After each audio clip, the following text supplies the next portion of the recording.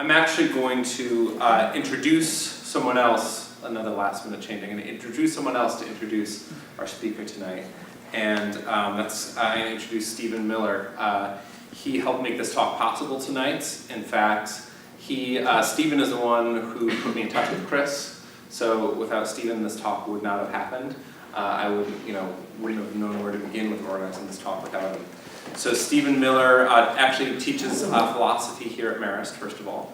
So you'll see him on campus. I think he said a couple of you might have him for class or here tonight, which is great. And he also runs the United Nations Association of the Mid-Hudson Valley, which is one of the co-sponsors for tonight's talk. The other co-sponsors are Marist College and the first-year seminar program here at Marist College, as well as the World Affairs Council of the Hudson Valley, of which I am a board member, and I think we have a couple World Affairs Council members here tonight as well. Okay. So, but with that, I'm going to invite Stephen to come up and actually introduce Chris, our speaker. Thank you. Thank you. Just briefly, for those of you that aren't familiar, the United Nations Association is not formally affiliated with the United Nations. All of the member states have similar groups. Ours was started by Eleanor Roosevelt and is tasked to forward the mission of the United Nations. And I would say especially over the last 10 years is also trying to bridge the gap. The United Nations is often not very democratic, and trying to make it so that there's more local involvement after the Millennium Development Goals were announced after 2015.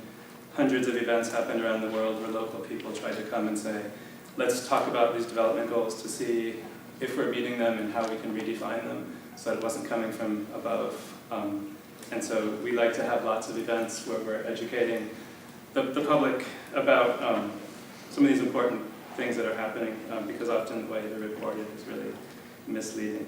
And so we're really excited tonight to be able to have Colonel Christopher Holshek, who's a senior military advisor at Narrative Strategies, the Alliance for Peace Building, the International Peace and Security Institute, and the United Nations Association of the USA, as well as a Global Leadership Coalition veteran for smart power.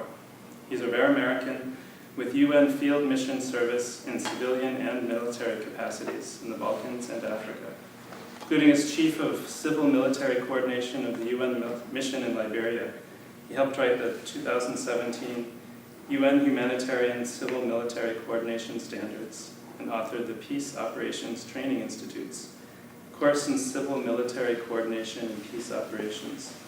Retired U.S. Army Civil Affairs officer with over 3 decades of civil military experience at multiple levels and settings across the full range of peace and security and humanitarian operations. He's made numerous contributions to U.S. Army, Joint, NATO, and UN civil military and peace and stability operations, policy, and doctrine, and published extensively on national strategy, civil military, humanitarian, and peace and stability operations issues, including in Foreign Policy, Huffington Post. His book, Travels with Harley, Journeys in Search of Personal and National Identity, will be available for purchase and autographs. So please join me in welcoming Christopher.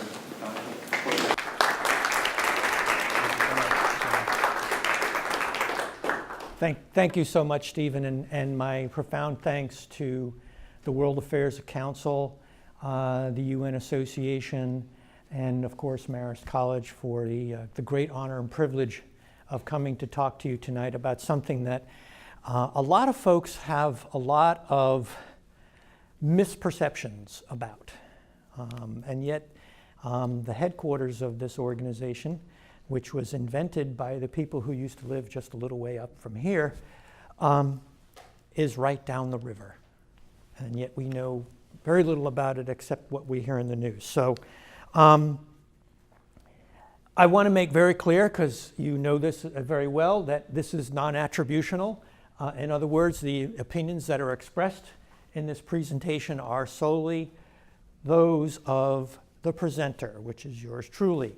So what I'm going to do this evening is I want to explain the value of the United Nations to us, to Americans.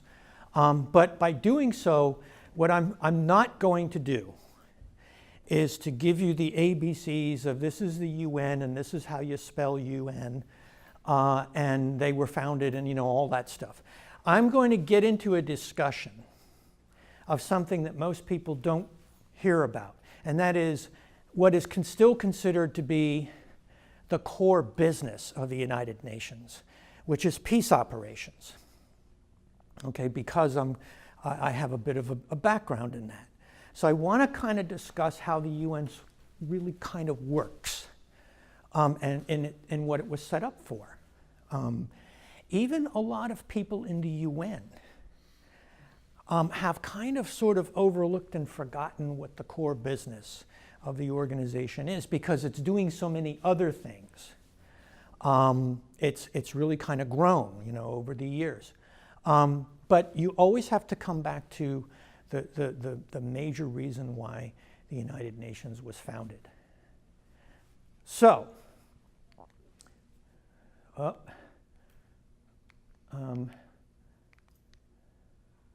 okay, there's a slide that I wanted to show. Oh no. Okay, so what we're going to do is look at the core business, talk about origins, evolutions, and principles, a little bit about contemporary operations, the challenges of the UN, and then I want to do a sort of cost-benefit analysis with you on the US and the UN, and talk about first what the US contributes to the United Nations, and then in fair detail what the US actually gets out, what the taxpayer actually gets out of that investment in this organization. So I'm going to start with this. This gentleman, anybody recognize this gentleman? Eisenhower. This is a quote from the order of the day that General Eisenhower gave to the American forces right before the launch of the D-Day invasion. You will enter the continent of Europe and in conjunction with the other United Nations, undertake operations aimed at the heart of Germany and the destruction of her armed forces. It's a mission statement, right? This could be called the first United Nations peace enforcement operation, the invasion of Normandy. The UN is rooted in World War II. It's rooted in this conflict. Anybody else know of a major United Nations peace enforcement operation that is, by the way, technically still going on? Very, very topical right now. Korea. There has been no peace agreement to end the Korean War. There has only been an armistice. General Vince Brooks, who's a 4-star commander of the U.S. forces in Korea, is also the UN commander in Korea. That's actually his job. He wears a UN patch on his uniform. It is still a United Nations operation, which has been suspended all these years. And God forbid it may be resumed. So it's all very topical, this idea of the UN's core mission. So peacekeeping was something that actually, when you read the United Nations Charter, there's actually nothing in there about peacekeeping. Peacekeeping was not something that was envisioned. It just kind of stumbled into it in 1947 with the first Arab-Israeli War. But I want to kind of describe what the world, the assumptions or the strategic assumptions about the world back then that shaped this enterprise, largely known as peacekeeping. And I will shift to this term peace operations because the United Nations is beginning to change its terminology and call this broader enterprise peace operations, because if anybody has read or heard of the high-level independent panel on peace operations report done a couple of years ago, otherwise known as the HIPPO report. It was one of the major examinations of UN, of this core UN business called peacekeeping. They have decided to call it now peace operations because that includes all these other things like peace building. Many of you have heard of peace building. So it includes all that. Back then, the world, prior to 1989, was one in which conflict was largely between states, was interstate. And so peacekeeping operations were there to enforce a peace agreement already agreed upon by the conflicting parties, which is why you don't have a peacekeeping operation, or never had one in Korea, right? Because there was no peace to enforce. International laws, like the Geneva Conventions and so on, generally observed and respected.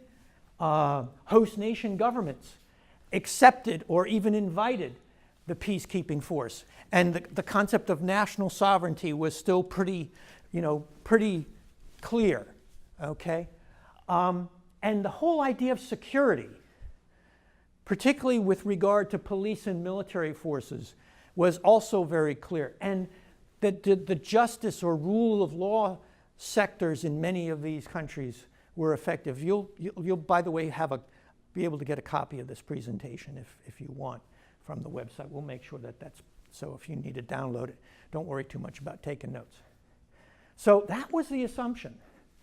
Diving a little deeper, and what that basically meant was most of these missions were done under what is called Chapter 6, okay, peaceful settlement of disputes, versus Chapter 7, use of force, okay?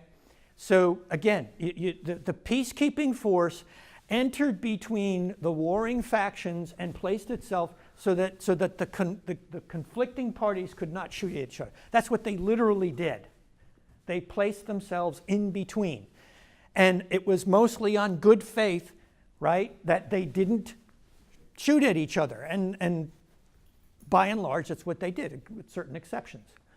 So they were there to monitor, observe, and report on the ceasefires, separate the forces of the consenting states or the warring factions, and so on. The peacekeeping missions were largely military. They, in fact, had largely military leadership, and they were almost solely staffed by military people.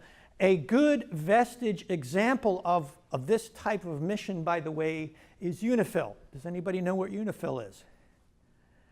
The UN forces in Lebanon. They are there. They place themselves between the Israelis and the Lebanese as a result of the war in Lebanon in the mid-2000s. Okay, they are strictly that type of a mission. Small, lightly armed forces, few true contributing countries, usually from neutral, non-aligned states. In those days, high proportion of Western forces. Okay? And very clear political legal frameworks for operations. There was minimal contact between the peacekeepers and the population involved. And there was minimal interaction with non-UN and civilian agencies, NGOs, all that sort of thing. So the world was relatively simple. Not just strategically, but for obviously peacekeeping operations. And with respect to the host government or host nation, the essential public services were still pretty much in place. The infrastructure was still pretty much there. The government pretty much was in charge of getting the trains to run and the buses and all those hospitals and all that sort of thing. So that was the world. Then a funny little thing happened in 1989. Does anybody remember? What happened? There's a picture of it here. The fall of the Berlin Wall. So that bipolar world order, which was really the holdover of a long Westphalian period, if you will, of interstate conflict, began to kind of fall to the wayside. And rather quickly, actually, in the 1990s, when you think about, for those of you who've watched Black Hawk Down, there's an example, right? What happened in the Balkans with the disintegration of Yugoslavia, all these conflicts were now increasingly within states rather than between states. So a lot happened. The missions then slowly became more kind of Chapter 7 use of force missions versus settlement of peaceful settlement of disputes type missions. Okay? So the implications on what was expected of peacekeepers really changed overnight. The breakdown of sovereignty and governance, the proliferation of non-state actors to include insurgents, terrorists, violent extremists, illicit networks, criminal networks, very complex environment. And then at the same time, the non-state actors on the side of peace, the UN agencies proliferated, NGOs, I mean, just exploded of all kinds. And this idea in 1994, and I think this is a central construct, and for those of you who have a military background, you will understand what I'm saying, but wars became less state-centric and more people-centric. So in 1994, the United Nations Development Program, or UNDP, wrote a report and basically was not so much looking at what was happening, but what was going into the future. They were saying that war and peace are this idea of human security. That's the tagline, human security, or people-centric security, became more the baseline for the management of peace and conflict. Rules began to break down. You know, think about Srebrenica. Does anybody know what I'm talking about when I mention Srebrenica? The things that we upheld and observed in like the Geneva Conventions, that you don't attack civilian populations. This is a big one. All that stuff was not as taboo anymore, and the rules kept breaking down. And then, you know, you have 9/11 and bam, everything just accelerates from there. And civilians, in fact, are being deliberately targeted. Why? Because war had basically shifted from being, and you know, to use a sort of Clausewitzian, Clausewitz was a military philosopher for the US military forces, is sort of the guru of military philosophy. And Clausewitz talks about this remarkable trinity, you know, the sources of power and the sources of conflict and so on. He talks about the state, and he talks about the army, and he talks about the people. And so the shift was going more towards the people. So wars are becoming more people-centric, which is really the age that we're in now, these people-centric wars. If you even think about cyber warfare, you know, this whole issue about the Russians and they're trying to manipulate elections and so on. It's everybody's, well, they're attacking the state. It's state on state. No, but what are they trying to do? They're using social media. They're using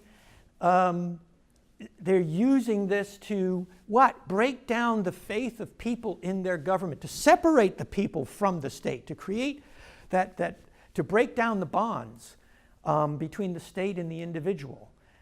That is people-centric. Terrorism is people-centric. Terrorism, in the word itself, is based on making people fearful. Okay? They're not trying to make governments fearful. They're trying to make people fearful. And the media is a huge foil for this. Okay? That fear is perpetuated through the media, both social media and mass media. And then you have this issue of what peace is there to keep and who with whom.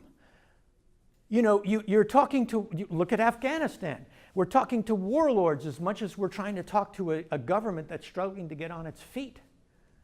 The Taliban just issued a letter. Was it today or the other day? They just issued a letter once to offer direct talks with the allies about the future of Afghanistan. Sometimes people don't ask the obvious question, why do they do that? Well, to me, one of the reasons why they do that is what? They are trying to subvert the central government of Afghanistan as the authority representing the Afghan people. Right? Same thing with terror. Why do people do things like that? So we have these complex non-permission environments. We have greater use of, because security is human-centric. And here's something that a lot of people in the national security business really overlook, that because if the fight is really over the people, the most important force to securing people is not actually the military. Think about it in your own country, right? Who do we expect to keep us safe and sound inside our own borders? The police.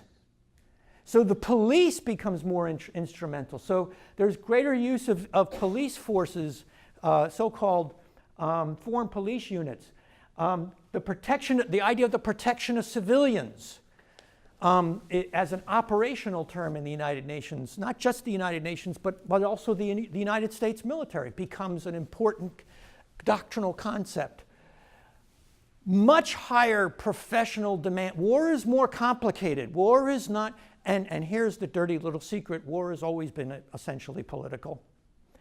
It was just that we lived in a great period of time, particularly with World War II, when you lined up one army on one side of the field and the other army on the other side of the field, and you just kind of shot at each other, and whoever was left won. That was really, for those of us who have studied military history, that was really more the exception than the rule in military history.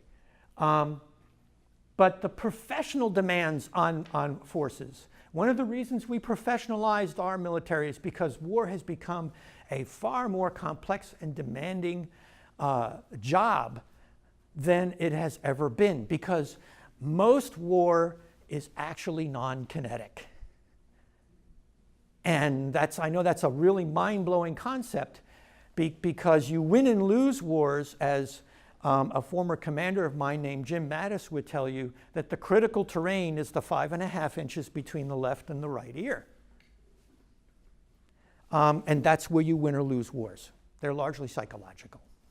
So we're really, in a way, kind of going back to the future with a lot of this stuff. But nonetheless, the demands on these professional forces is much higher. Greater need for mission planning and coordination and logistics and all these other things, and obviously rising operational costs. So again, peacekeeping between those two, interstate versus intrastate. The traditional peacekeeping is this idea of post-conflict.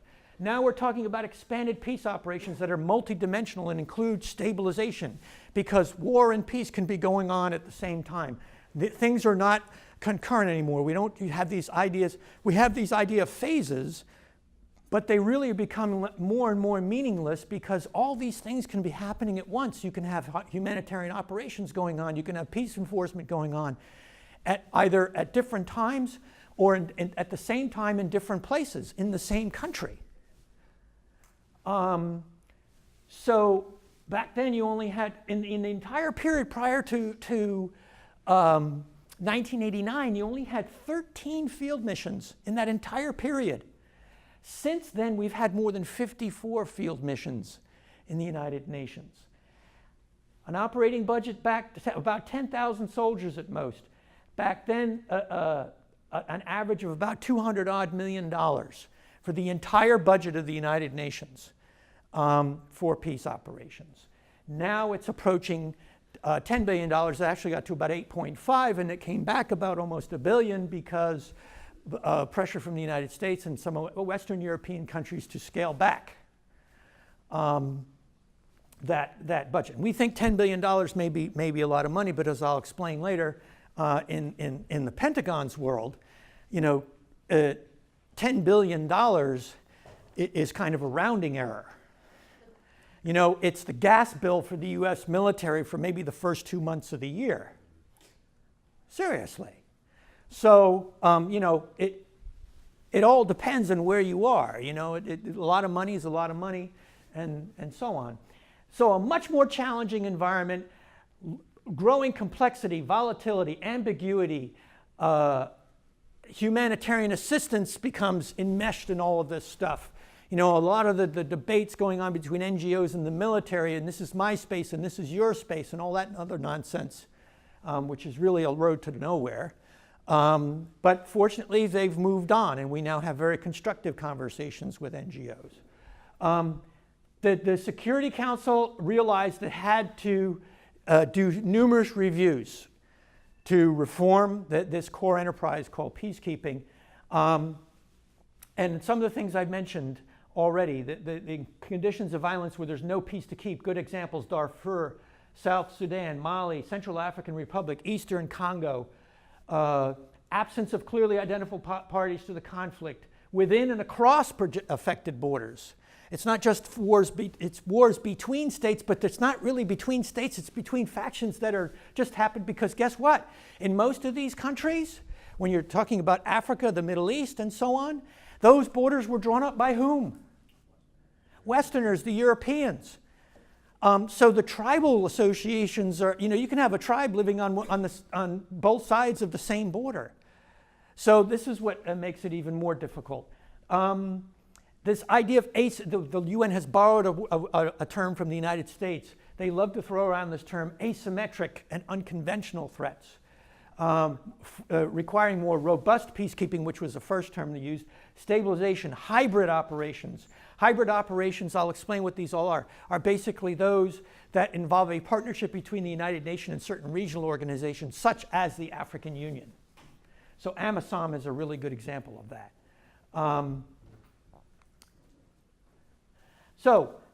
I won't go into these in any detail, but I think the thing that you want to see here is the UN, since particularly the late 1990s, has been running real hard just to keep up. And they have not been the only ones. Let's remember that the strategic and operational environment I have just described and the massive changes in it apply to everyone. They apply to the US as well as they do to the UN.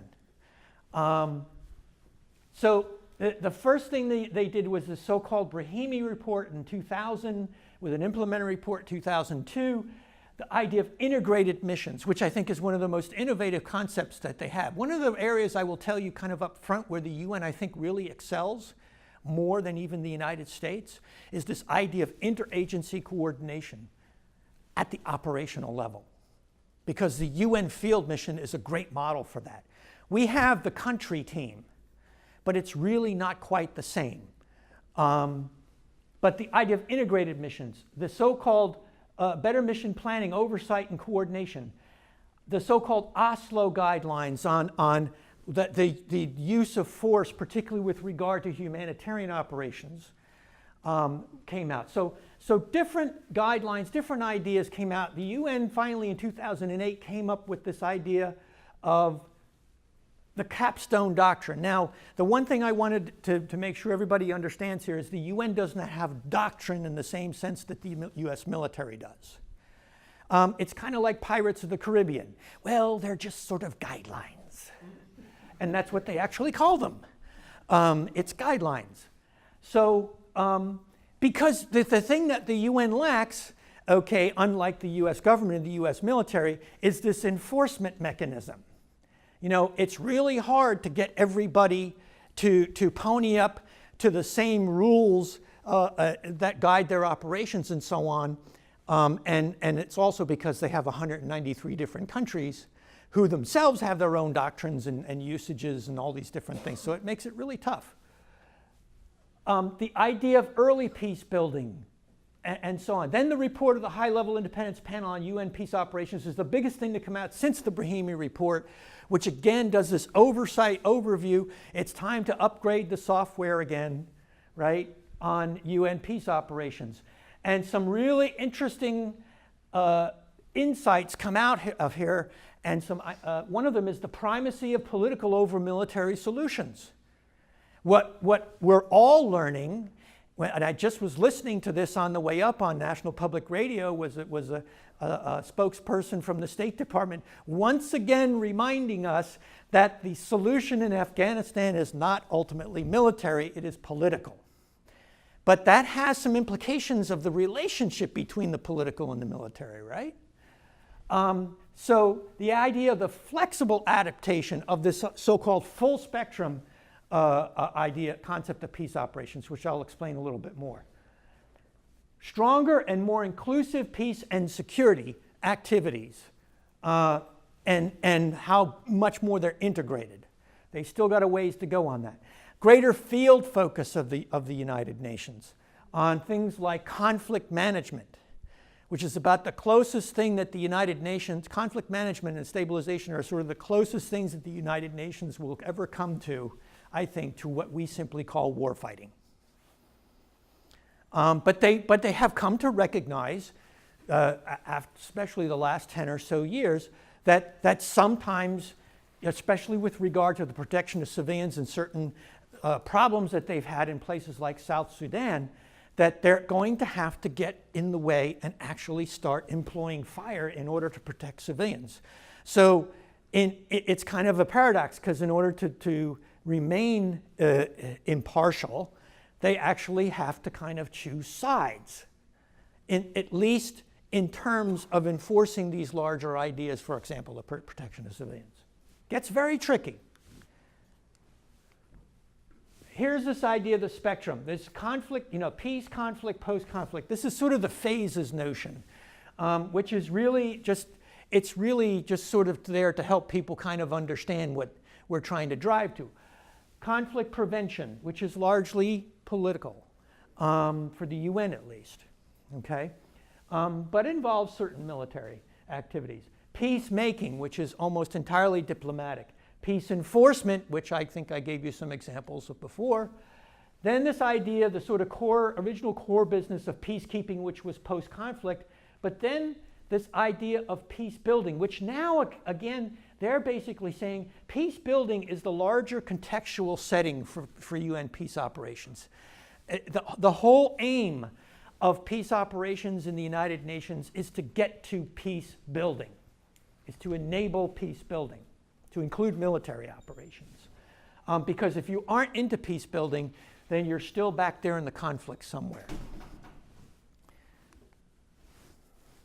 So now, instead of sort of, one type of UN peace operation or one type of field mission, you have numerous types. You have the sort of traditional and integrated missions, and those were very prevalent in the 2000s. Then you have the peace building missions, one of which I was involved in Liberia, that ended not too long ago. Then you have, this is now the more prevalent missions, protection missions, which are there. They are usually Chapter 7 missions, the use of force type missions. Robust stabilization. Amazon is a good example, but Amazon is also a sort of hybrid mission at the same time.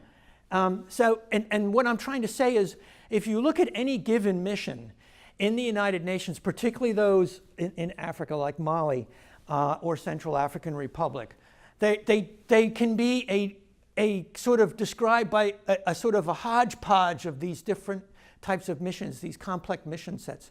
The best way, by the way, that you can ever learn about what drives a United Nations mission, and you want to understand what the mission's all about, is to simply go online to un.org and download what is called the Mission Mandate, or the UN Security Council resolution, okay, that directs the establishment of the mission. Everybody understands what I mean by UN Security Council resolution, right? Okay. Then you have these so-called political missions, multidimensional. You'll see all these different terms that are thrown out, and they mean quite specific things. And if we were ever having a seminar on this, I could go into much greater detail.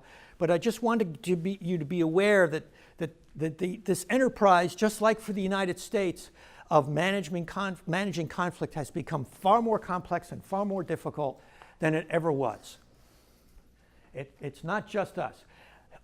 You probably can't see these, and that's all right. The thing I think that you have to remember is, from this slide, is that the majority of UN missions are essentially in Africa. And oh, by the way, the majority of troop contributing and peace contributing countries and personnel that are in these missions are likewise from Africa.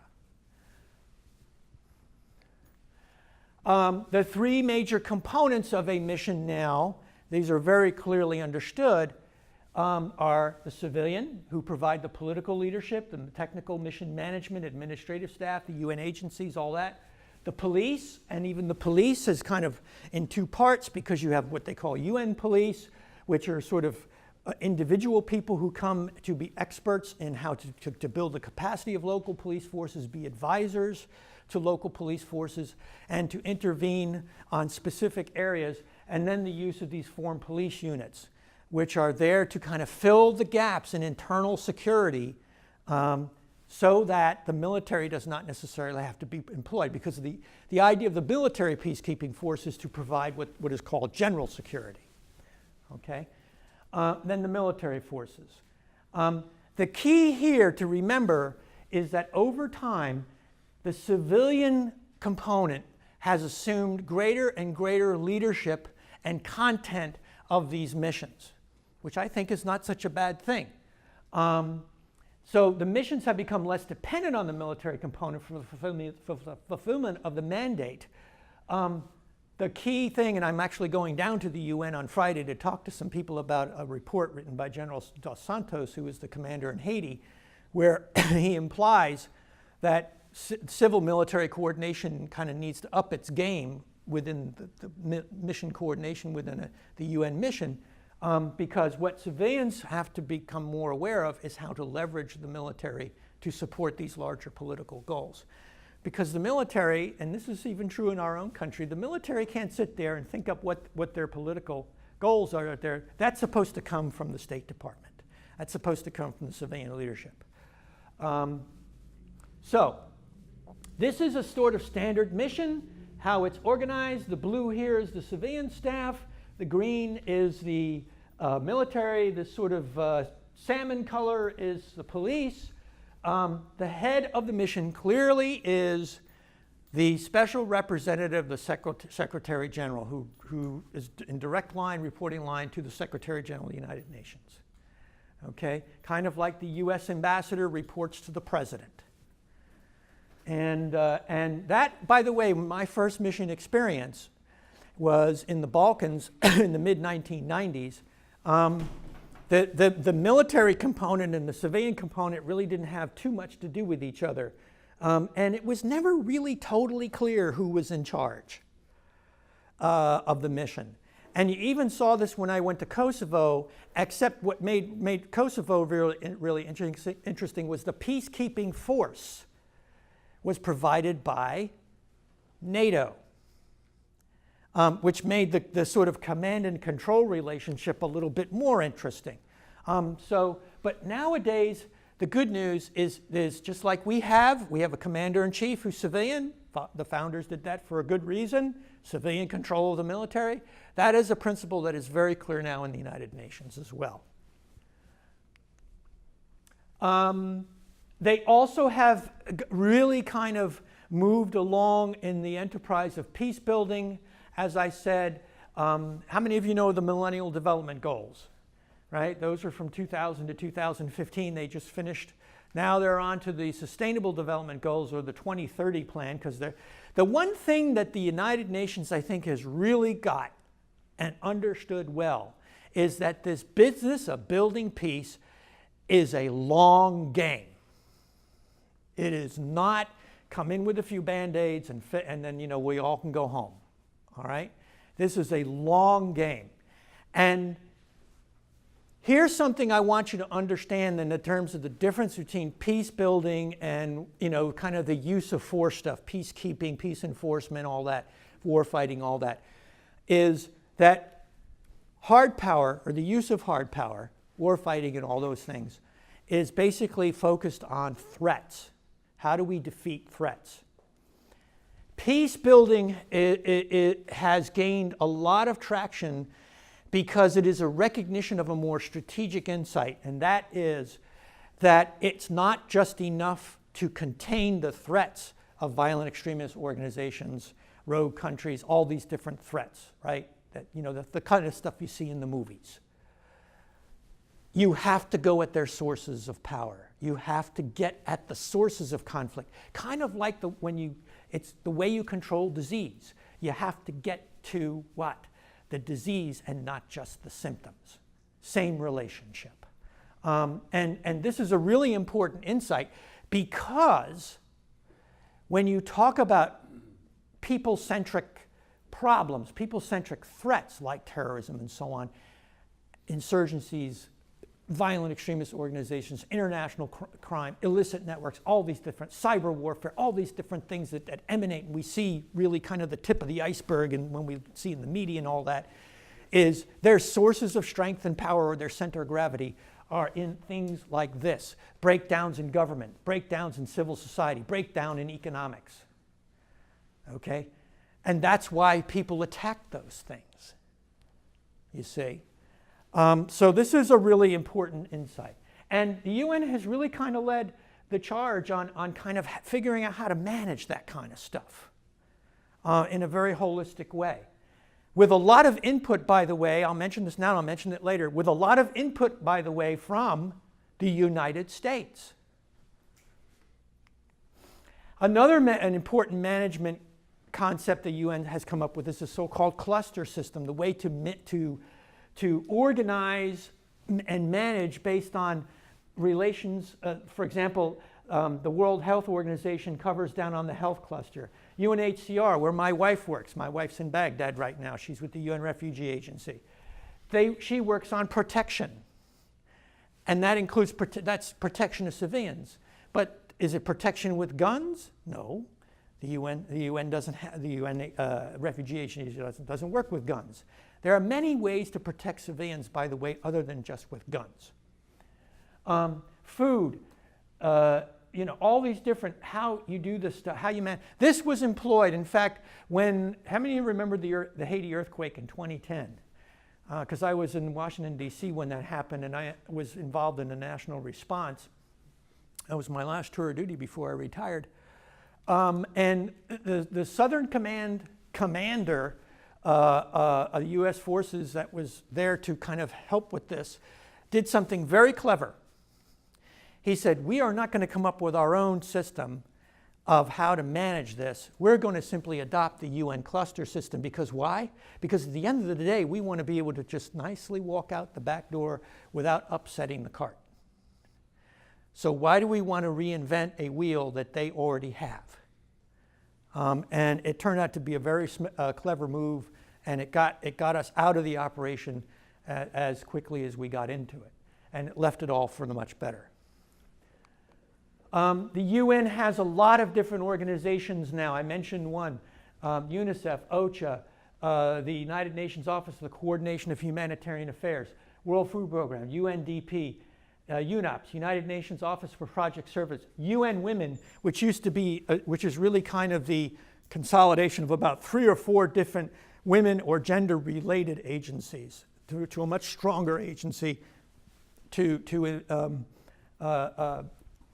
pursue these issues about gender mainstreaming and women, peace, and security. The World Bank is a UN organization, and so on.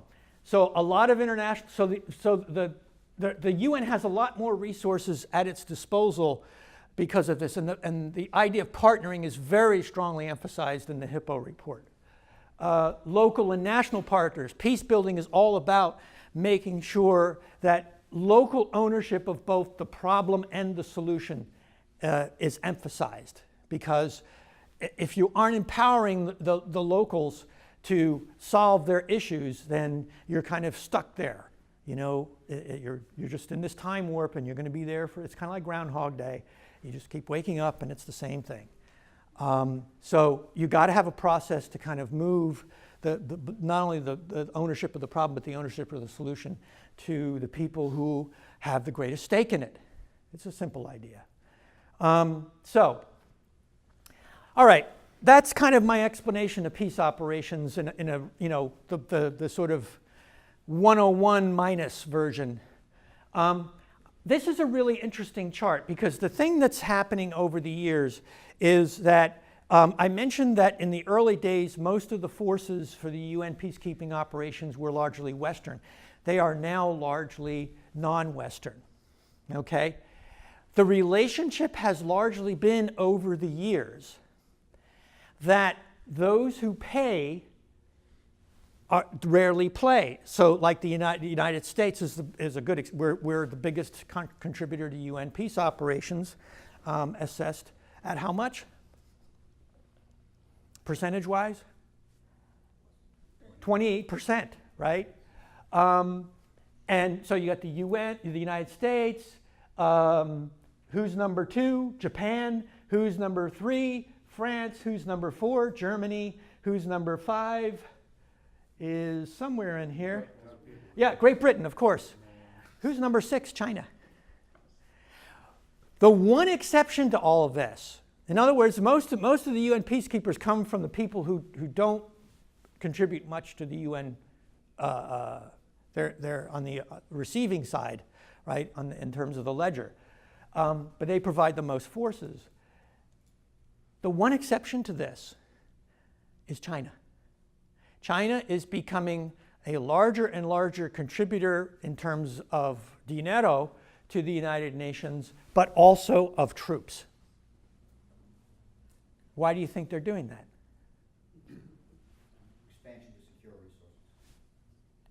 In a sense, but more immediately to terms of the United Nations. Power play. Influence. It gets them influence. Okay? They want to have greater and greater influence over the world's largest multinational organization. And that's a shortcut. Then by that, then they can get more access to resources and all these other secondary and tertiary goals. But specific to this is what their aim is. Greater influence. Okay? So what percentage do the Chinese? 6.64%. But just 10 years ago, they were hardly a blip on the radar screen. Is that a percentage of GDP? They are the general fund of the United Nations. Every nation is assessed as a proportionate, like the United Nations is the United States. is assessed at 22% in the general fund. Why? Because we represent 22% of the gross national product of the world. So in the terms of the general fund, yes. It's kind of sort of the rule of thumb, but there are all these real exceptions, and there's all these other different things that start to come into play, because guess what? The United Nations is largely a political organization. So it can differ. By and large, that's true, but it goes, I wouldn't have it as a strict rule of thumb. So that's a dynamic. So there are major challenges. Obviously, the UN is a very flawed organization, just as any organization of its size and complexity is. And the absolutely daunting mission of trying to, herd 193 different countries to kind of move more or less in a similar or the same direction or work towards the same purpose. Its mission, its environment has become far more complex. These are the things that they are seized with these days. Security Council, General Assembly support for these complex political processes for peace operations, protecting these civilians in high-risk environments, especially with the so-called asymmetric threats present, funding and true police resources. I kind of hit resources again here at the bottom. Limited resources and cost efficiencies in the face of high expectations. I kind of reworded it. Training and equipping peacekeepers for more complex, sustained operations, and maintaining the commitment and unity of the constituents for peace, including those especially in the mission area. All right, U.S. and the UN. This is what the UN, the United States, basically has contributed to they're the founding charter member, the Roosevelts. They host the United Nations headquarters. It's not the only, by the way, the only headquarters for different agencies of the United Nations, but it is the headquarters of the United Nations per se, because there's where the Secretary and the General Assembly are, the two most important bodies of the United Nations. The U.S., and I will use their terminology, the U.S. often has the pen for most major UN Security Council resolutions. Okay? They provide 22% of the general fund, 28% of UN peace operations funding, as well as about 80 military personnel and 100 police personnel to the various missions. The other thing that the United States has as a result of their recognition of this idea of what one could call strategic economy of force, because if the United States can help the United Nations kind of up its game, to help professionalize, remember I talked about that as a real requirement, a real demand signal, to professionalize UN peacekeeping. That means that we have to rely less and less on the U.S. employing its own forces maybe to go into some of these trouble spots and help stabilize them. This is where it's in our interest. So under President Bush, well, not actually under President Bush, under President Clinton, we began what is called the Africa Contingency Training and Assistance Program, or a COTA, which is actually run by the State Department to help improve the professional peacekeeping capacity of African troop contributing countries. Not as big a deal back then in the 1990s as it certainly is now, because at least 50% of the UN peacekeeping, the 100,000 or so odd uniformed military peacekeepers that the United Nations has deployed right now are Africans. Then under President Bush, we began the Global Peace Operations Initiative, which is largely run out of the Department of Defense, to help in certain areas, such as intelligence, operations management, logistics, civil military operations, things like that. Many of the military partners, and I'll mention this again, many of the military partners that the United States works with for its counterterrorism and counter-violent extremism strategies are also troop contributing countries to UN peace operations, which actually has a kind of a, you get kind of the bang for the buck twice. So you're building their capacities not only to take care of a mission set nearer and dearer to U.S. national strategic concerns, but also these other major strategic concerns with regard to UN peacekeeping or peace operations. And this is another important thing that we often overlook, the United States is the leading driver for UN reform. The United States has pushed more than any other country or all other countries together for the continual reform of the United Nations. What do we get out of this? Well, I'll tell you. I broke this down in terms of, the 3 Ds: diplomatic, development, and defense. Diplomatic and political. The U.S. exercises global influence widely and efficiently through multilateral diplomacy and consensus building. For example, something very live. UN Security Council extension of sanctions against North Korea. This is even more important as China gains or attempts to gain even greater influence in the organization. Okay? While the U.S. share of the UN general budget is 22%, sometimes we got to look at things as the flip side.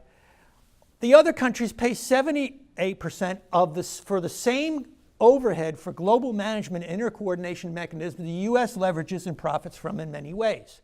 It's not a bad deal. They don't do everything we want, obviously, but they do a lot of things we want. And we only pay 22% of that. Has there ever been a time when they didn't do something we want? I'm just... I mean, almost every day, right? But this I will tell you from my own experience, and people I know who work in the building and have known for a long time, at least up till now, and I think it's still true, that whenever the UN has a major issue that it has to deal with, for example, do we have a peacekeeping mission in Ukraine? The first thing they ask themselves is, what do the Americans think? That's why that U.S. mission, has anybody seen the U.S. mission to the UN? Right across the street from the Secretary General's Secretariat building? It's huge. And it's because we have a very robust representation there, to include a military representative, because they seek the advice and counsel of the United States more than any other. That's really important. That doesn't get out in the news. It's not very transparent, but it's quite true, and I think it's still true today. Not a single resolution or program is enacted without U.S. approval. Why? Because we have veto power, right? And the UN has often looked to leadership on major issues, which is something I just explained. And I remind you again, the U.S. often has the pen, They are the drafters of many. The U.S. mission often gets first crack at drafting the UN mission, the UN Security Council resolutions. And a lot of times in concert with our closest allies, the French and the British, especially the British. Maybe it's because English is native to us. I don't know, because they're usually drafted in English. It's the operational language of the United Nations. Though not always an alternative to unilateral action or bilateral arrangements, which are laborious and cost or risk intensive, the U.S. has often combined bilateral and multilateral diplomacy to its benefit. I saw this actually happen with the U.S. Ambassador Linda Thomas Greenfield, who was absolutely masterful at this. She was able to use regional organizations to kind of help to continue to stabilize Liberia and show U.S. leadership. She had a very good working relationship with the Chinese, believe it or not, as well as the ECOWAS organization for Western Africa. So we do this to shape these developments.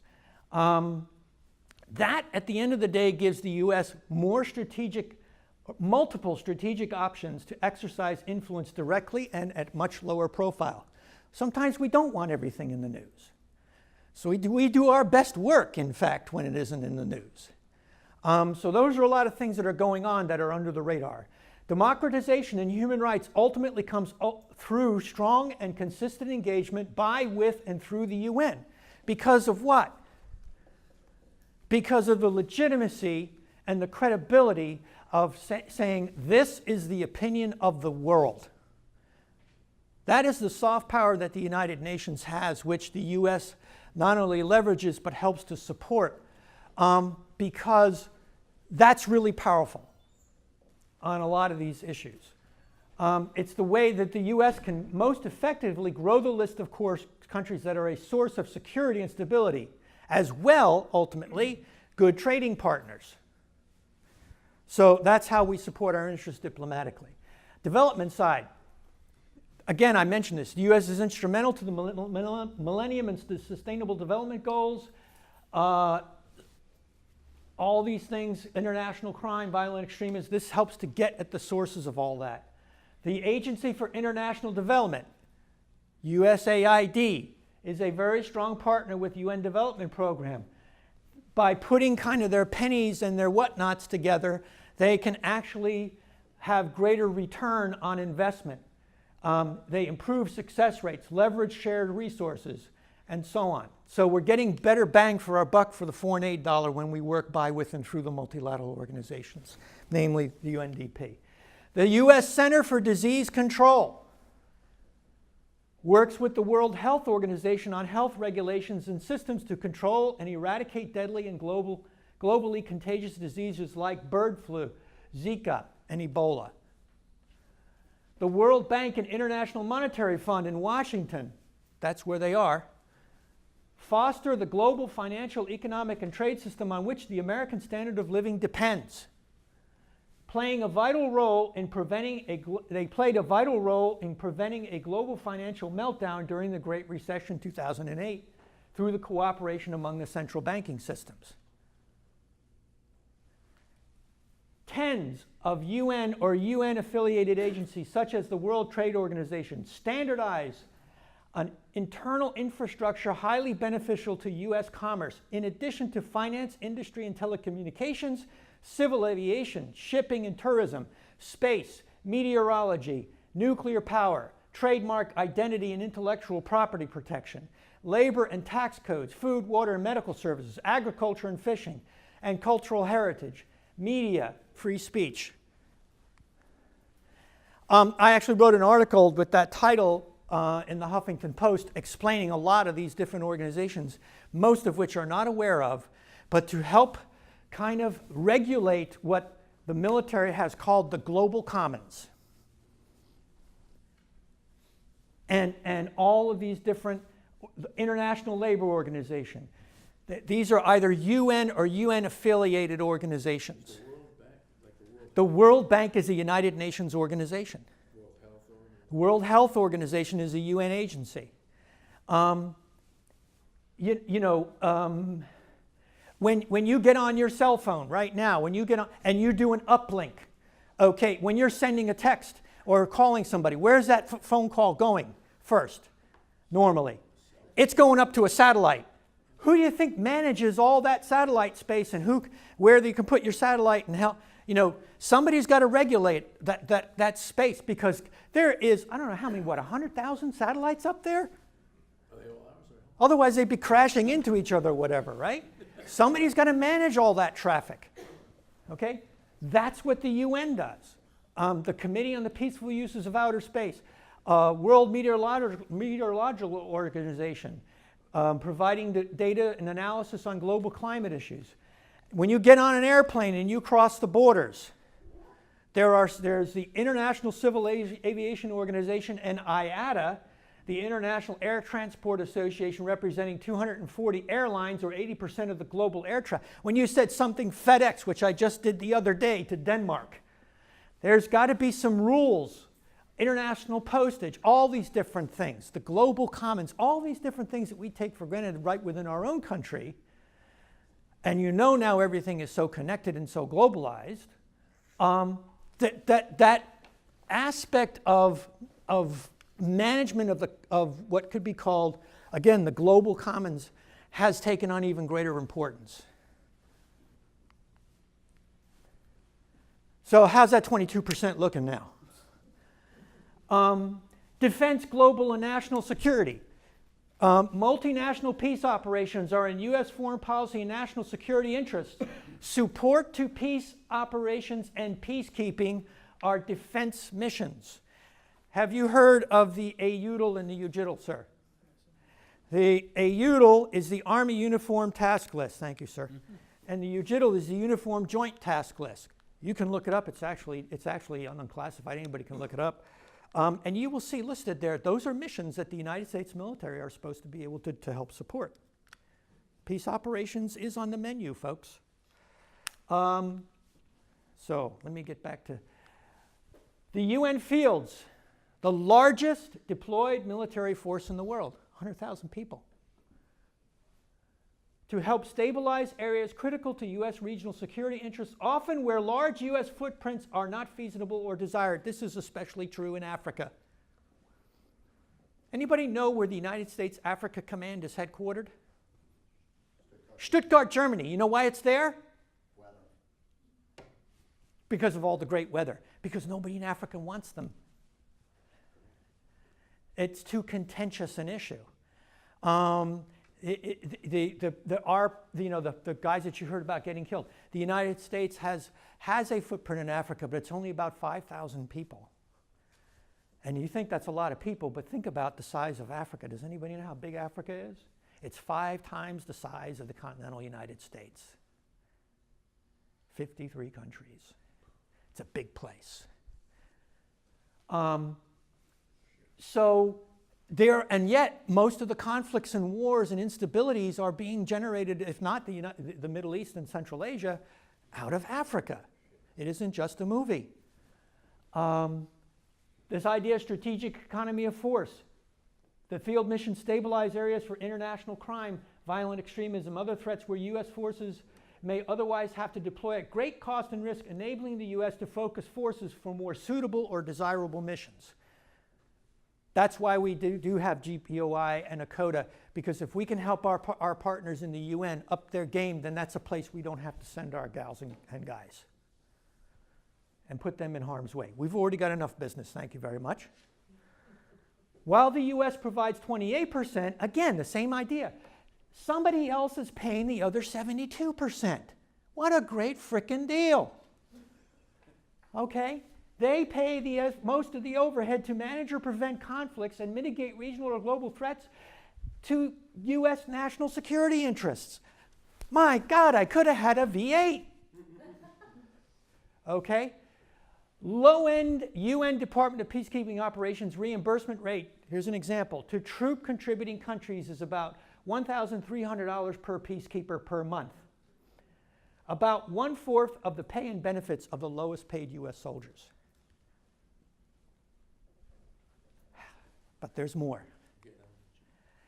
This is a GAO report that just came out under the request of the current administration because they wanted to see how expensive it would be compared, how much of a deal are we actually getting here? So they actually did a cost comparison between UN peacekeeping forces and US missions, and if the US hypothetically were to perform the same mission. And here's some of the things they come up with. First of all, if the United States were to do the same exact thing that the UN does, it would cost at least twice as much because, of course, we have to have $400 toilet seats. Right? Nothing's cheap in the Pentagon. But no, seriously, partly because our standards of logistics and all these other things, if there's any armed forces to belong to and where you want to have steak and lobster on every Friday night, you want to be in the U.S. forces. Okay, because we give those people steak and lobster every Friday night, even up there in the Hindu Kush. And that costs money. The last contractor I talked with said that their reimbursable rate for that is about $45 per soldier per day to provide them meals. It's a lot of money. A hypothetical peacekeeping operation would cost 8 times more than the $700 million the United States contributes to the same mission. You see what I'm saying? So for the Central African Republic, if the U.S. were paying for it, they would be spending 8 times as much money to practically get the same result or a similar result than the UN is paying. Okay? So here's your U.S. contribution. Here's the actual cost of the mission. Here would be the cost of the U.S. operation. See the difference? UN and US peacekeeping operations have relative strengths. They do. There are some things we obviously do much better, but at much greater expense, and that's the thing. But most of the capabilities of the United Nations are not really very well suited to peacekeeping because we just basically like to go and what? Put steel on target. We go break stuff. And this peacekeeping stuff, the U.S. just doesn't like to do. But the UN, they even mention it in this report, because the UN is a multilateral organization, UN peacekeeping operations have international acceptance and are more likely to be viewed as impartial. When the U.S. goes somewhere, guess what? Are we viewed as impartial? No. Again, war is politics. The UN enjoys global access to expertise and experience, can leverage assistance from multiple donors and development banks. The U.S. cannot, unless it's through the UN. A U.S. peacekeeping operation would include faster deployment and superior command and control, logistics, intelligence, and counterterrorism, all those different things. That's absolutely true. Okay. When I was deployed, this is me. When I was deployed, I was the rare U.S. Army colonel with a blue hat on. We only have about 12,000 colonels in the U.S. military, but I was the only one. Downrange, and we have about 40 of these people who are involved, are integrated into UN field missions, about 8 of them, actually. And the groups can be anywhere between 2 and about 9 or 10, maybe 12 at some times. I had 13 at one point. I once wrote an article in the Small Wars Journal that explained the strategic benefits of this, and the strategic and operational dividends I kind of lined up as we are strategic enablers and strategic scouts. Let me explain what I mean by that. We're enablers because we enhance America's international standing and generate priceless soft power and strategic capital by fostering the legitimacy and credibility of UN peace operations. When I once was with the U.S. commander, I was actually assigned to NATO and as the liaison between the UN and NATO. And I remember running into a field commander who said, "Why the hell are we here? What are we doing? Why can't the Europeans handle this?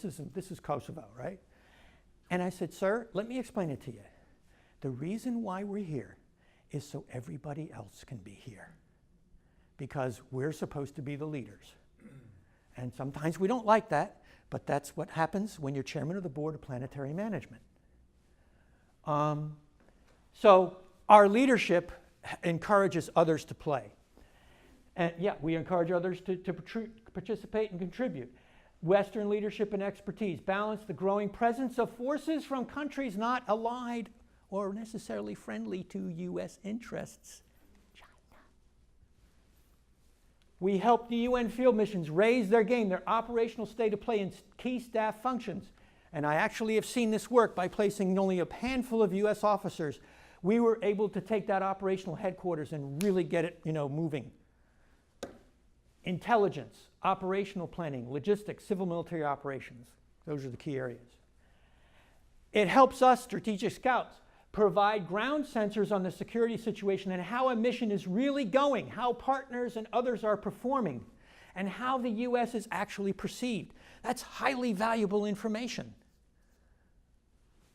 We give a small but critical number of the U.S. military a working knowledge of the UN. Pardon my French, if the president can say it, real world, no shit multinational operations. And that's important information, that's important knowledge.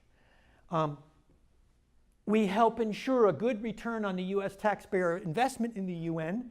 We're kind of like quality assurance people by just being there, while sending a very clear message to the other countries who are involved that Washington cares and is watching. I can give you a war story on that if you'd like. So, let me see. Summary. Central and unique instrument of international conflict management is the multilateral option. Beset with many of the same complex challenges as many countries, regions, and stabilization and asymmetry. We're all facing the same problems. We're all learning this together. They continue to struggle to innovate, but in ways that may provide learning points for all members, such as I mentioned, this idea of interagency coordination at the field mission level and multi-agency coordination. They're very good at that. Most effective with strong Security Council membership, engagement, leadership, and cooperation. Above all, the United States. Extensive and cost-effective platform for international security cooperation, influence, and access for member states. You may not see this guy in here. That is a U.S., these are Chinese officers. This is my good buddy, Hugh Van Roosen, who's now a Major General. He's now the deputy he's not deputy of USACAPOC, U.S. Civil Affairs and Psychological Operations Command. He is the DMA, the deputy mission. The Office of Military Affairs has a senior military advisor. He's the deputy military advisor. He's the number 2 guy in the UN. That's the first time we've ever had a general officer at UN mission, at UN headquarters, helping to kind of do strategic management for UN peacekeeping forces. That's pretty significant. I'm going to have lunch with you on Friday because we're just old buddies. So, in conclusion, there it is. No other country has been more responsible for, exercised greater influence over, and has a greater stake in the United Nations, the most successful international institution in history, than the United States. The UN is a core national strategic interest and a national strategic bargain. In addition to being a multinational means to promote America's soft power and national values embodied in the Universal Declaration of Human Rights, which was authored primarily by Eleanor Roosevelt. The UN serves as a strategic and operational multiplier for the pursuit of U.S. interests in diplomacy, development, and defense at relatively low cost and risk. I think you can. Is there waste? Yes. Is there problems? Yes. Do they do everything we want? No. But when we think about, you hear all this stuff, I even see billboards in some places, we got to get the U.S. out of the UN. I'll bet you these people have never seen this briefing. Because if they did, they'd say, what? We want to get out of this? And who's going to fill the gap when we do get out? When we do turn our backs on the UN, who do you think fills the gap? China and Russia. Because that's what they want more than anything. Especially the Chinese, but even the Russians. Because The gain of influence, diplomatic, political, all that influence is a huge multiplier for the Russians. Because they know they can't compete with us head to head. So they're going to find shortcuts.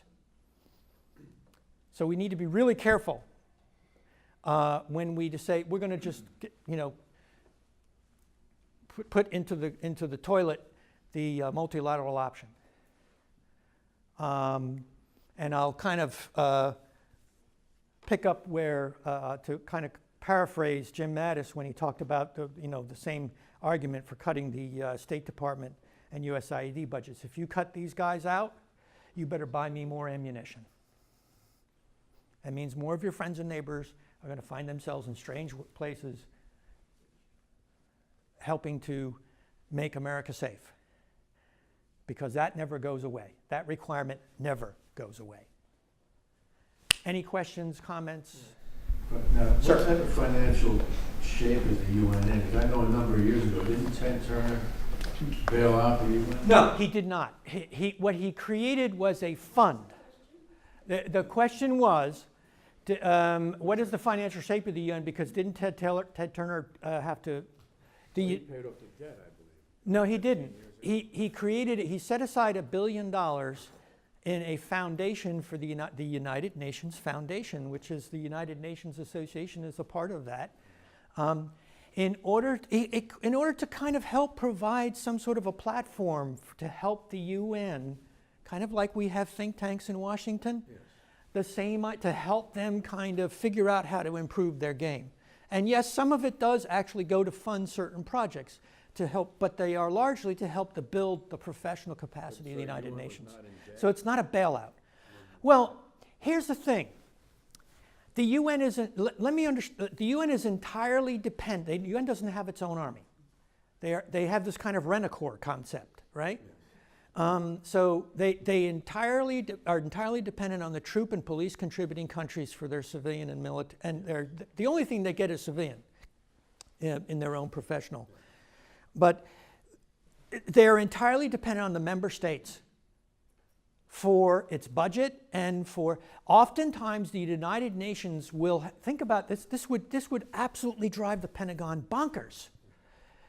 If you were to get a directive from the White House that says, we are going to go do this mission and get yourselves ready, and okay, so what's the budget for this? Well, we got to work up the budget, and then we got to go around with the hat and ask everybody to contribute. Yeah. And sometimes that takes years. So yes, the UN has a very close association with Chase Manhattan Bank, whom they have very large loans to, from, I should say, which get eventually repaid when the member states actually pay what they have signed up to pay. Because every time you have one of these UN field missions, and even after when the mandate of the mission is renewed, because mandates have a shelf life, 2, sometimes 3, sometimes even only 1 year, that has to be all renegotiated again and new commitments. Okay, US, are you still willing to pay this? Okay, Britain, are you still willing to pay? Well, we can't get it for you. Oh, how about the Chinese? Would you like to pay more? So they go around. It's really amazing. When you really understand the inner workings of the United Nations, you go, and anybody who runs a business, and you say, these guys would be in chapter 13 like at 8 o'clock tomorrow morning. The amazing thing is, despite the fact that they are so structured for failure, that they get done what they get done.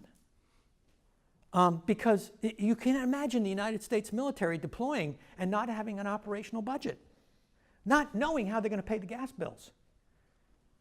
And somehow it all comes together. Amazingly enough. Did I answer your question? I have another one. Yes, sir. Please speak up. Obviously, in recent years, warranted or not, there's been a debate as to whether or not the US's global influence has been declining. Have you seen any evidence of that in the United Nations? Okay, we're kind of in the United Nations. Yeah, sure. Because our influence in general has, let me fill you in a little secret, because we're really obsessed with this whole idea of the American decline. We have been on this long track of decline ever since 1945. Because guess where we were? In 1945, we had 50,000 combat aircraft, 92 divisions, 5,000 naval combat ships, 45% of the world's gross national product, and the only atomic bomb. Where do you go from there but down? Where do you go from there? So guess what? It's not just we're going down, it's everybody's coming up, and that's been largely due to us. We've globalized the world. It would be nice if we globalized ourselves, but we globalized the world. And that has been largely to our benefit. Yes, it has caused a lot of issues, because with the breakdown of a lot of the things in the old system, especially in the intrastate issues and all that, all these other network-centric, people-centric problems. There's always good and bad to everything, right? But we overlook all of the things that we benefit from. Think about the next time you pull out your Samsung, okay, and get on it. Or drive your Toyota, or whatever. We benefit greatly from this system. We've taken it so much for granted. In the United Nations, yes. Because guess what? As our percentage of the world economy has shrunk, our assessment has also shrunk, right? So the less you pay, the less people, So yes, so the implication for this, and this is something that I have seen in operations, what Americans are having a difficult time with is being able to get into the sandbox and play nice with the other kids, not according to anybody, not according to their rules, but to the sandbox's rules. This is what having our guys in those sandboxes helps us learn. When you go to a real world, no kidding, multilateral operation where you're just another troop contributing country. And yes, people understand the qualitative difference. They see that American flag on the uniform, and they say U.S. Army or U.S. Marines or whatever it is. But at the same time, to work in a really collaborative environment is a far more difficult thing, which is why one of the reasons we have such difficulty understanding the United Nations, and we're sometimes, we are right to be critical of them, and we should never keep our foot off the gas. We should push them for reform, and because they listen to us more than anybody else, and let's hope they continue. But we've still lost a little bit of traction, and that's really okay. But the thing is, the challenge for us is we have to learn to work in a more collaborative environment than we're used to. We're used to just kind of saying, this is the way we want to do it, and everybody kind of goes along because we're the biggest and baddest and the meanest mothers in the valley. And that's not quite as true anymore. Another question. I'm sorry, earlier you mentioned the situation in Ukraine. Ukraine, yeah. Yeah, so are there any peacekeeping operations going on? No, but it's under consideration right now. It has not been formally proposed to the Security Council, but what it is being talked about, and it is now in fact being talked about in New York among the missions, okay? But the proposal for a UN peacekeeping operation or a UN peace operation in eastern Ukraine has not been formally proposed to the Security Council yet.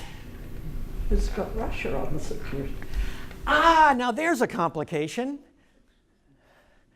Yeah, what is the one original member of this?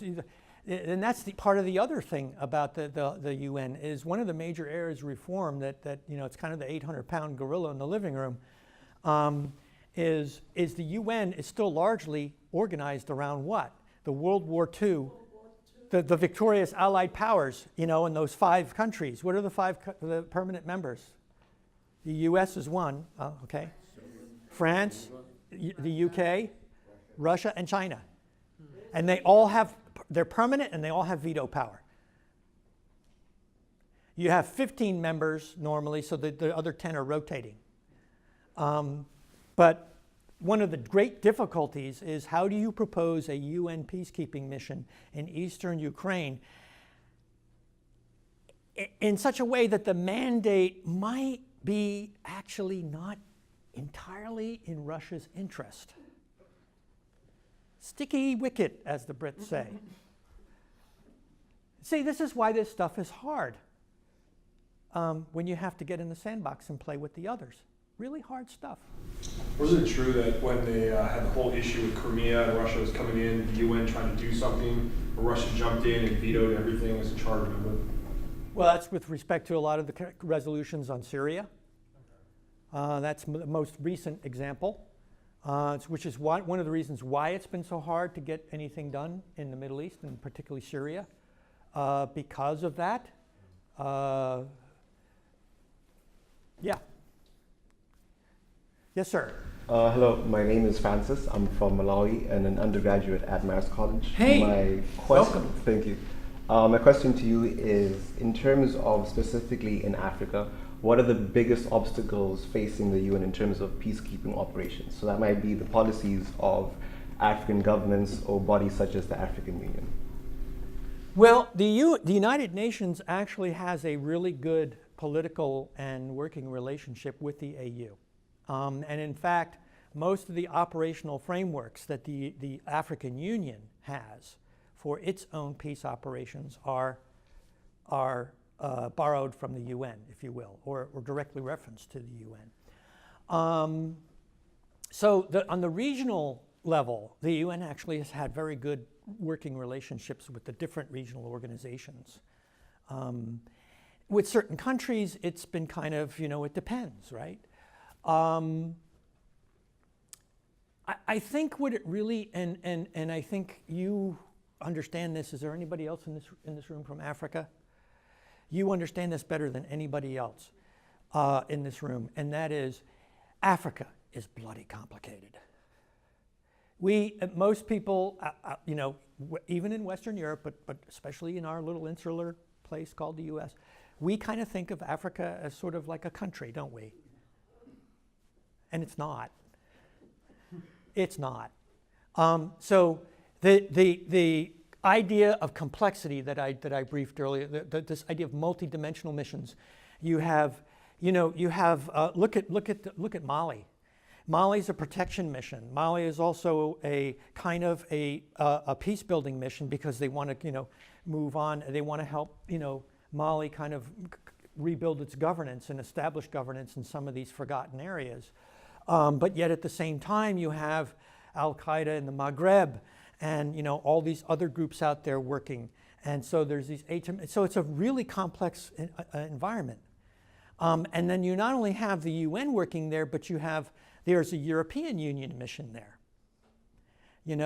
And there's ECOWAS, and there's all these different. So it's a really tough environment to work in. One of the things that I did not mention in my briefing that I will tell you, gives me some good hope, is that one of the remarkable things I have actually witnessed from my first UN mission in the mid-90s to my last one in the early 2010s, 2010 thereabouts, was the growth of a professional corps of professional civilian peacekeepers. On the political staff, on the different technical staff. One of the reasons that they have taken greater leadership in many of these issues is because they have been professionalized. When I was in the UN first time in 95, 96, through 98 in Eastern Slavonia, I used to call the UN the world's largest temp agency. Because they didn't have a lot of professional peacekeepers. Because they had these civilians coming in on these short-term contracts, what they call Series 100, Series 300, whatever. I was on one. And they're a couple of years or 3 years or whatever the appointments are, and people didn't really have a career in the United Nations as professional peacekeepers or peace builders. That's true now. You have that now. And that's good because you need to have professional peace builders or peacekeepers because of the challenge and complexity of this. And oh, by the way, an awful lot of those people are also from Africa, which is smart because who the heck knows the ground better than they do, right? So I think that they manage this from a sort of human resources aspect and professional development aspect a lot better than when I first was exposed to it. Did I help you with that? Okay. Yes, sir. So as far as like UNICEF, World Bank, and WHO, are they like IGOs for the UN, or are they just like they're private UN sector? agencies. Okay, just like the United States has certain agencies, okay, that are actually part of the U.S. government system, like USAID, the State Department, Defense Department. They're kind of ministries, but there's a little bit of a cloudiness between what's a ministry and but these agencies are all part of the UN system. But then again, they have their own separate budgets and their own separate, so the reporting lines to the UN headquarters are they're sort of dotted. They're not solid. So they're more IGOs, kind of, or not? Well, the IOM is associated with the International Organization for Migration. They're associated with the United Nations. They're an intergovernmental organization. So they're kind of half in, half out of the UN. It's really gets a little bit complicated. But the agencies, you all get this probably, you get the U.S. fund for UNICEF. When I was a little kid, we used to go trick-or-treating for UNICEF, with the little orange bags. But UNHCR has its own U.S. fund. The biggest donor, by the way, to these agencies as a country is by and far the United States. And most of those are private donations, by the way. That's because we're very great believers in charity. That's one of the tremendous strengths of this country, by the way, is our sense of charity. Maybe we don't think our government should be very charitable, but we ourselves are very charitable people. And my wife is up close in front with us. She works for UN Refugee Agency. She knows where most of her, who's the biggest contributor to her paycheck. That's not why she married me, though. At least I hope not. Anyway, any other questions? Yes, sir. I noticed across the bottom of your thing, with the military the countries in there, what their contributions were to the military forces for the UN, peacekeeping forces. Is that it? And I'm going right ahead. 82 for the U.S. and X number for. Oh, yeah. Now, I noticed So those who play rarely pay. So these are the largest troop contributors by numbers of troops, but the amount that they pay is so infinitesimal. It's a percentage or a percentage of a percentage. What I was trying to imagine is if you were your role, but a Bangladeshi, and we were all Bangladeshis, or Rwandans, or whatever, Yeah. what would you say was the interest of Bangladesh and Rwanda? These are Bangladeshis. Yeah. What case would you be making to a classroom of Bangladeshis about what they're getting for their contribution to the UN? Prestige. Prestige. Absolutely, big time. Let me tell you something. And let me just give you a world of difference, okay? Every person that serves in a UN field mission in the military, right, they get a UN medal, okay? When I got my UN medal, I had to try to convince the Army to authorize me to not only wear my UN medal, but to have it actually put in my records. When the general I worked for, who headed up the UN mission, said, "Chris, do I need to write you your performance report?" And I said, "Please, sir, don't even waste your time, because it'll never see the light of day in my permanent file in the US Army. They don't care." Okay, so that's one attitude. Okay, the absolute opposite of this, and I was very cognizant of this because I was a section chief. I had a lot of people working for me from a lot of these different countries, right? I was very careful to make sure that I wrote them the best I didn't cheat. I didn't blow sunshine up on anybody's skirt necessarily, but I was also mindful of the fact that this would be the most important evaluation they ever got in their lives. Not only because it came from the United Nations, but it was written by a U.S. Army colonel. And I'm corresponding with some of these guys on Facebook who are now colonels and generals. And remember finally, oh, you taught me this and you taught me this. And you know, that's soft power, right?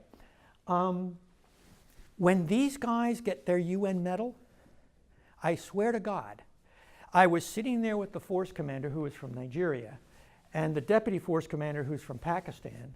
And being the senior American in the mission, I was invited to sit with them and to watch the medal parade involving the Pakistanis, all these. Let me tell you something. The medal parade, when these guys get their medals, it's the biggest event in their military. Watching one of these medal parades is kind of like a combination of Macy's Thanksgiving Day Parade and the coronation of the Queen. And so when I say prestige, it's prestige. And that is something, by the way, when we look at, and this is in General Dos Santos' report, is this recognition of that, because if we're going to get the UN peacekeeping forces from those countries to do better, to be more disciplined, to shy away from sexual exploitation and all those different bad behaviors, which actually undermine the whole validity and credibility and legitimacy of the UN and its mission, one of the ways that they can do that is to disinvite them to the party. Because this is not only a prestige thing, it's a moneymaker. Remember I told you that it was $1,300? You're a cadet, okay. Who is in the military? What is the lowest rate in the U.S. military for base pay? E1? E1, E3, whatever, E4. $3,000 or $4,000 a month, right? Correct. Less than 40 grand a year, like 31 or 32,000. Right. That's just base pay. That's not housing. That's not all this other stuff. And a lot of times because they live in the barracks and the food and all that. Okay. So $1,300 a month, right? To the lowest, for them. What they actually get paid by their own Ministry of Defense is maybe $200 or $300 a month. Guess what they do with the rest of the money? It goes into their pockets so they can go buy more toys or do force modernization or whatever. It's a moneymaker for a lot of these countries. So now, again, one interpretation of that may be, well, geez, they're just taking advantage. Yes, but remember, that's a lever that the UN can use, right? And this is one of the things that General Dos Santos is talking about, is if we're going to have some kind of enforcement, even if it's an indirect enforcement mechanism, it's let's leverage the fact that for a lot of these countries, it's a prestige thing, it's a money maker, and we have to use that to the advantage of the UN to help raise their professional performance. Because there's the carrot and there's the stick, right? So you got to kind of give them that motivation. And I think the UN is becoming less afraid to do that. Do you find? I think at this point we will end the official Q&A, but I would invite people who still want to talk to Christopher Holshek to come up and continue the conversation. But let's have everyone who came out tonight give Christopher Holshek a round of applause.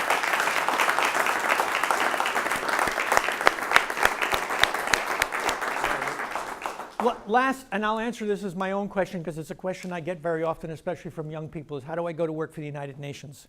Let me give you your 5-step plan or whatever it is. First thing you want to do, community service. It's a great advantage, by the way. Go do community service. Why? Because the dynamics of building peace over there are exactly the same as they are over here. So you can save your airfare. Okay? You want to learn about building peace? Whatever it turns you on, whatever area, you can probably find an organization right here in town or in the county or whatever that does the same thing. Then you can go find an international NGO to apply to. Then from there, you could start making applications to UN missions and so on. What I'm trying to tell you, because this is a common misperception on young people, is they think they can just write in an application and the UN's going to call them and say, let's come and have an interview. You'll be waiting until You're 40 and still never get a phone call. But that's the way you do it. You have to have a kind of, if you have a long-term commitment to this, and you will make a difference, but that you have to commit to that, okay? Thank you very much.